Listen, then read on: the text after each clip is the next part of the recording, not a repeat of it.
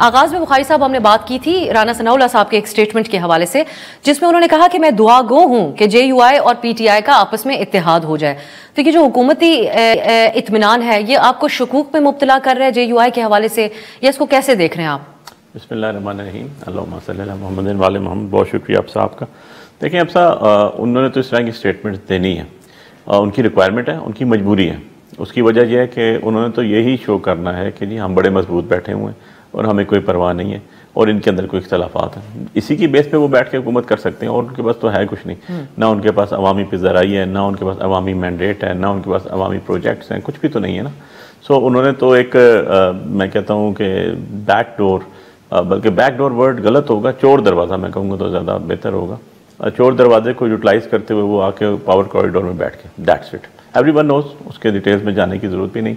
अब बात यह है कि अगर वो हमारे बारे में कमेंट्स करते हैं तो बड़ा अनफॉर्चुनेट नहीं, लेकिन उनके कमेंट की नौयत आपको एक दफ़ा आपके सामने दोबारा रखती हूँ और ये भी जानना चाहूंगी कि आप तफरीक करते हैं कि हुकूमत के कौन सी शख्सियत क्या बात कर रही है। राना सनाउल्लाह साहब के क्योंकि एक पैटर्न है स्टेटमेंट्स का, उन्होंने खान साहब को कहा कि उनको APC अगर बुलाई जाए तो उनको उसमें पेश किया जाए, बेशक उनकी शिरकत होनी चाहिए। वो कहते हैं इन दो जमातों की अगर मिल के तहरीक होती है तो रियासत और मुल्क का फायदा होगा। ये एक मुफीद मशवरे के तौर पर देखते हैं आप उसको राना साहब के? देखें जी, हम तो छोटी कोई पार्टी हो या बड़ी पार्टी हो तो हम तो सबको साथ लेके चलने के कायल हैं। और अब हमने जो ग्रैंड अलायंस बनाना है रिगार्डिंग अपोजिशन, तो उसके लिए हमने देखा है कि हर पार्टी जो है वो चाहे सूबाई पार्टी है या चाहे नेशनल पार्टी है, उन सब से हमने बात की है और हमारी बात गुफ्तगू चल रही है। और उसका रीज़न अब सा ये है कि हम सबको लेके चलना चाहते हैं और एक चीज़ तो कॉमन ऑब्जेक्ट है, और कॉमन ऑब्जेक्ट इस पे हम सारे इकट्ठे हैं, वो ये है कि ये फॉर्म 47 की नाजायज़ हुकूमत है। इसमें कोई दूसरी राय नहीं है। इसके ऊपर सारे के सारे अपोजिशन जितने भी अलायंस है सारे के सारे मुत्तफिक हैं। अब हमने उसका पैटर्न तरीका क्या यूज़ करना है, हमने उसके अंदर किस तरह का एजुटेशन प्रोटेस्ट लेकर आना है। हमारा एजेंडा एक है जो ऑन टेबल है, हम सब पे उस पर मुतफिक हैं, तो उसको हमने कैसे उसको एग्जीक्यूट करना है और कैसे प्रोग्रेसिव साइड पे जाना है, ये चीज़ें डिस्कस करनी है ना।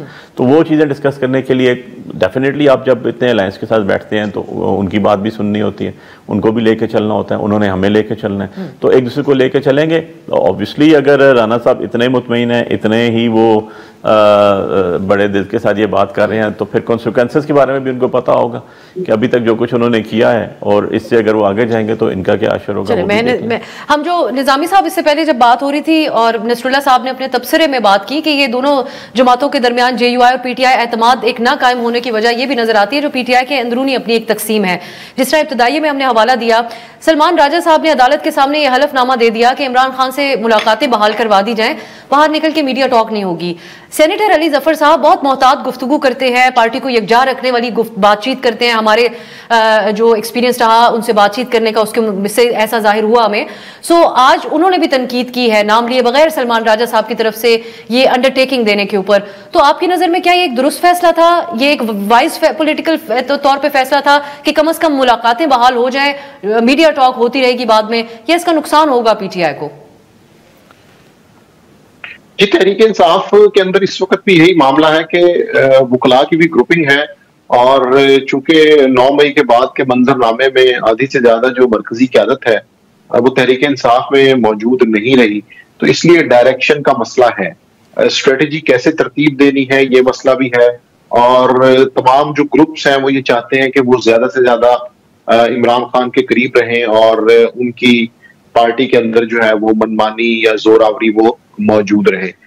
इस चीज को जब हम डाइसेक्ट करते हैं, डिटेल्स में जाते हैं, तो फिर जितने भी मसले हैं, शेर अफजल मरवत हो, फवाद चौधरी हो, फैसल चौधरी हो, अली जफर हो या सलमान अकरम राजा हो, अली अमीन गंडापुर हो, ये सारा जो एक इख्तलाफ सामने आता है उसकी वजह यह है कि चूंकि स्ट्रेटेजी मौजूद नहीं है और डायरेक्शन का भी मसला है कि क्या मुफाहमत के जरिए इमरान खान को बाहर निकालना है या मुज़ाहमत के जरिए। तो अभी ये अदालती फैसले के जरिए भी तहरीक इंसाफ के अंदर वो डायरेक्शन नजर नहीं आई कि क्या आपने अगर अदालत से रिलीफ ले लिया है तो उस पर इंप्लीमेंट करते हुए आप मीडिया टॉक कहीं जाके भी कर सकते हैं, लेकिन चूंकि ग्रुपिंग मौजूद है तो दूसरे ग्रुप को नीचा दिखाने के लिए उसको अनडू किया गया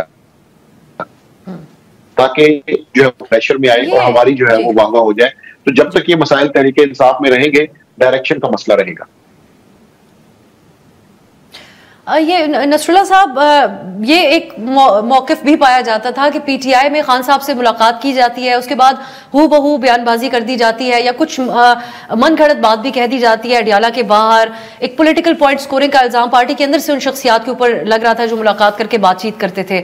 आप समझते हैं कि ये बेहतर होगा कि अगर खान साहब का पैगाम आए और पार्टी उसको डिस्कस करे और पार्टी उस बयान को जारी करे, या फिर अब इस जो अदालती हुक्म है उसके मुताबिक समझा जाए कि उनकी कही हुई कोई बात भी बाहर मीडिया में कोर्ट नहीं होगी? अगर ये केस है तो फिर तो किस तरीके से ये एक मुनसिफाना अदालती अहकाम है? देखिए, पहली बात तो ये है कि अंडरटेकिंग सलमान अकरम राजा साहब को देनी नहीं चाहिए थी अगर इसको वो गलत समझते हैं। दूसरी बात ये है कि ये पीटीआई का मसला है कि पीटीआई ये बात तय कर ले कि अगर फलां शख्स मुलाकात करेगा और उसके बाद पार्टी उस स्टेटमेंट को जारी करेगी। लेकिन यहाँ तो मसला कुछ और है। वो ये पाकिस्तान तहरीक इंसाफ हो या दीगर सियासी जमातें हो, यहाँ तो सियासी लीडर जितने होते हैं हर कोई दूसरे को कौन नहीं मार के आगे जाने के चक्कर में होता है। हमारी सियासी जमातों का अलमिया ये है कि ये हम अपने आप को जमहूरियत पसंद सियासी जमातें कहती हैं, लेकिन वन मैन शो होता है। अभी आज देखें ना कि क्या कहा जाता है, खान साहब जिसको चाहें जिसको मर्जी निकाल दें, यानी वहाँ जमहूरियत कहाँ पे रह गई? मियां नवाज शरीफ जिसको चाहें जिसको मर्जी निकाल दें, पीपल्स पार्टी बिलावल साहब जरदारी साहब जिसको चाहें उसको निकाल दें, अगर जिसको चाहें जिस ओहदे से मर्जी जिस ओहदे पे लगा दें उस ओहदे से हटा दें। तो गोया एक शख्स का फरमान है, वो मुस्लिम लीग नवाज के अंदर भी चलेगा, वो पीपल्स पार्टी के अंदर भी चलेगा, वो पीटीआई के अंदर भी चलेगा। जमहूरियत विद इन पार्टी तो नाम और निशान नहीं की रखती।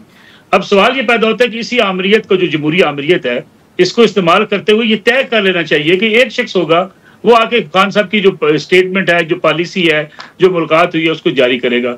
लेकिन यहाँ तो बड़ी भांत भांत की बोलियां बोली जाती हैं। अब अलीमा खान साहब के स्टेटमेंट देख लीजिए, वो कहती हैं कई रोज से जो बयानियां बना हुआ है इस मुल्क के अंदर के खान साहब को डील ऑफर की गई है, खान साहब को बली गाला का कहा गया है, खान साहब कंप्रोमाइज नहीं कर रहे हैं।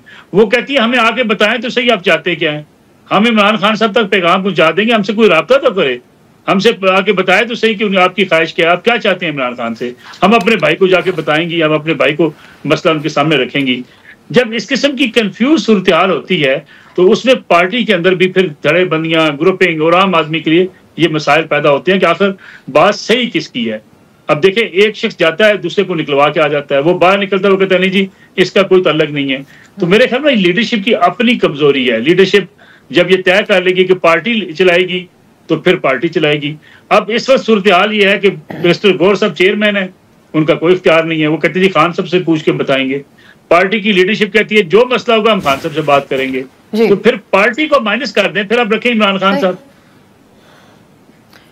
ये मैं अब यही बुखारी साहब बहुत पाला पे चीजें, पहले तो आप ये बताइएगा कि ये जो अंडरटेकिंग सलमान साहब ने दी है उस वक्त, उसमें एग्जैक्टली क्या चीज है, और फिर ये क्या दुरुस्त एक आपकी नजर में एक इकदाम है? दो चीजें हैं। Number one, as a legal practitioner मैंने तो डे फर्स्ट प्रोग्राम में कहा था एक टीवी टॉक शो में कि जी अगर मैं इसमें लीडिंग कौंसल होता तो मैं इस ऑर्डर को चैलेंज करता, क्योंकि ये ऑर्डर जो है ये कॉन्स्टिट्यूशन के बरखिलाफ है। आर्टिकल 15, आर्टिकल 16, 17 उसकी अल्ट्रा वायरीज को ये टच करता है। आप freedom of speech, freedom of association, इन चीज़ों को पाबंदी नहीं लगा सकते। ये कॉन्स्टिट्यूशनल राइट है और कॉन्स्टिट्यूशनल राइट जो है वो सबसे प्रायोरिटी पे होता है। इस तरह का ऑर्डर होना ही नहीं चाहिए था कॉन्स्टिट्यूशनल कोर्ट से। वो भी तो आपके सलमान अकरम राजा साहब पार्टी के आला तरीन औहदेदार हैं, उन्होंने इस पे इत्तेफाक किया। मैं अपनी आपको बात करूं, उनका एक अपना व्यू था, उनसे भी मेरी बात हुई थी बाद में, क्योंकि ये तो बाद में पता चला I was not in the court at that time. अब दूसरी चीज़ ये आ जाती है कि जो बुखारी साहब इजाजत में आप एक जो मौक़िफ़ सलमान राजा साहब का है और उन्होंने इनके ये अल्फाज थे कि मीडिया टॉक ज्यादा अहम है या मुलाकातें, इससे आप इत्तेफाक करते हैं कि कम से कम मुलाकातें? मैं आपको कर्ज करूं, मुलाकात बड़ी जरूरी है, इसमें तो कोई दूसरी राय नहीं है कि आप देख लें कि आपकी लीडरशिप बाहर बैठी हुई है। और अभी आपने राना सनाउल्लाह की बात की, आपने अभी हमारे भाई हैं साफी, वो भी इसके ऊपर तज्जिया दे रहे थे। इशू ये है कि भाई पीटीआई वो है जिसमें इमरान खान है। मैं आपके सामने अब इसलिए बैठा हूं कि मैंने इस्लामाबाद से इलेक्शन लड़ा है, मैं इमरान खान साहब के साथ रहूं, मेरे सर पे इमरान खान साहब का हाथ, मैं उनका वर्क करूं। That's why I am sitting here. यही तो रियलिटी है। अब इशू ये है कि 2 साल या 2.25 साल से तकरीबन मैं उन लोगों में फहरिस्त में टॉप ऑफ द मोस्ट जो खान साहब को सबसे ज्यादा मिले। कभी मेरी स्टेटमेंट देखी आपने? कभी भी नहीं देखी होगी आपने। सेंस ऑफ रिस्पॉन्सिबिलिटी इंसान को खुद निभानी चाहिए, नंबर 1। नंबर 2 चीज़ यह है कि इमरान खान साहब जो कहते हैं वही हू बहू as it is, it's original letter and spirit में लोगों को बताना चाहिए, क्योंकि अवामी लीडर हो, इसमें तो कोई दूसरी राय नहीं है, ना होनी चाहिए। क्योंकि आप उनसे मिलते ही इसलिए हैं कि आप उनसे एक विलाय अमल पूछ के आए। कि हम क्या करें। हमारी एक पॉलिटिकल पार्टी ने ये डिसाइड किया है, मैं उसका भी हिस्सा हूँ, लीगल कमेटी का भी हिस्सा हूँ, मैं सीसी का भी हिस्सा हूँ। हमने ये डिसाइड किया कोर कमेटी में, हमने ये डिसाइड किया लीगल कमेटी में। अब आप बताएं आप इसके अंदर जो मिल रहे थे वो उनका बयान क्या हूबहू रिपोर्ट कर रहे थे बाहर आके मीडिया के साथ? देखो ऑलमोस्ट ठीक है जी। मैंने जैसा कि एक मौके पे फवाद चौधरी और ने ये भी कहा कि क्यों पार्टी के जो लीडर मिलके आए वो ये नहीं बताते कि खान साहब ने कहा है कि अडियाला के बाहर एहतजाज करें। उस दिन मैं नहीं था जी, मेरे सामने तो ये बात नहीं हुई थी, मैं नहीं था उस दिन, फवाद भाई के सामने शायद हुई हो। अच्छा, एक और चीज अगर आप इजाजत दें, दो चीजें आगे इसके अंदर देखें। एक होता है ट्रायल चल रहा होता है, जब ट्रायल चल रहा होता है तो उसके अंदर जब कौंसल्स होते हैं, जब हम सारे जाते थे तो खान साहब से बड़ी ओपनली बात होती थी, क्योंकि सामने जज साहब बैठे होते थे और आपकी जगह खान साहब बैठे हुए और आपके साथ सारे लाए, वो अपनी मर्जी की बात कहते थे, पेन पेंसिल भी होता था, आप कोई चीज़ बताते थे उनको वो बोली जाती थी, आपसे ईजिली डिस्कशन होती थी। जो ये मुलाकातें होती हैं अब ये इस तरह तो नहीं होती जिस तरह हम बैठे हुए हैं, ये इस तरह होती है कि टेबल है, सामने खान साहब बैठे हुए हैं, उनके पीछे 2 पुलिस वाले खड़े हैं, टेबल के इस साइड पे 4 कुर्सियां, 6 वकील खड़े हैं, 2 पीछे पुलिस वाले खड़े हुए हैं। तो वो तो इस तरह आमने सामने बात ही नहीं होती ना, वो तो इस तरह होती है कि आप वो 2 बात करते हैं, 2 सुनते हैं, 2 कहते हैं। सो 2 ये डिफरेंट चीज़ थी। तीसरी चीज़ होती है, अब जो ऑर्डर आया था वो आया था कि ट्यूसडे को फैमिली की मुलाकात और ट्यूसडे को वकला की मुलाकात। पहले 2 से 3 वो फैमिली मिलती है, फिर 3 से 4 वकला मिलते थे, और थर्सडे जो है वो पॉलिटिकल गवर्नमेंट जो ऑर्डर है पॉलिटिकल जो आपकी लीडरशिप उन्होंने मिलना था, ये कोर्ट ऑर्डर था जो एग्जीक्यूट ऑफ एंड ऑन 4 महीने से चल रहा था, उसके बाद चलते चलते रुक गया। अब बात यह है कि जब आप मुलाकात नहीं कराएंगे टॉप लीडरशिप से तो बहुत सी चीज़ें तो अभाम रह जाएगा। कोई भी इस पोजीशन में नहीं है। मैं कहूँ कि अगर जैसे अभी भाई कह रहे थे शहबाज शरीफ साहब was the prime minister of Pakistan और Mian Nawaz Sharif was in London as a prime minister, एक हफ्ते में 2-2 चक्कर वो लगाते थे वहां से पूछ के आने के लिए। सो बात यह है कि जो वोट पुलिंग पर्सनैलिटी होती है, लेकिन आजकल ऐसा माहौल हमें नहीं नजर आता कि कोई चक्कर लगाए। अब तो मियां साहब पाकिस्तान में ही है। मियां साहब तो सिक्योरिटी काउंसिल की भी मीटिंग में नहीं बैठे, वो तो मतलब पता नहीं किधर लाहौर को सही कर रहे हैं। सो नसरुल्लाह साहब कुछ अगर आप कहें तो इजाजत दें तो मैं नसरुल्लाह साहब कह दें अपना जुमला। जितना कुछ तनकीद उस जमाने में मियां नवाज शरीफ के ऊपर की गई और शहबाज शरीफ के ऊपर की, वहां लेने के जाते हैं, ये खुद वजीर आजम है, मशरे वहां लेने क्यों जाते हैं? वो तारीख अगर आप निकाल के देखें आप 100 पुरान कर सकते हैं। यानी इस जिस काम को आप गलत कहते थे उसी को आप सही कहते हैं। देखिए वो तो खुशी से बैठे हुए थे, सही कह रहे हैं, ये खुशी से बैठे हुए थे। हम तो जेल में मजबूरी से बैठे हुए, हमें तो बंद किया हुआ है। आप खोल दें हमें, हमारे पे एलिगेशन क्या है ये तो बता दें।